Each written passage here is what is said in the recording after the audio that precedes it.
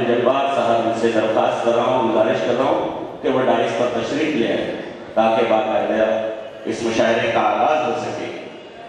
जैसा कि आपको पोस्टर्स और बैनर्स के जरिए इस बात की इत्तला है कि आज के इस मुशायरे की सदारत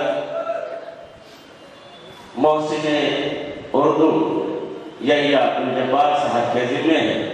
आइए मैं उसके बावजूद भी बतौर रस्म आज के इस मुशायरे की सदारत के लिए मोहसिन अदब यही अब्दुल जब्बार साहब का नाम सदारत के लिए इस उम्मीद के साथ पेश कर रहा हूँ कि मेरा कोई साथी इस बात की तारीफ करेगा।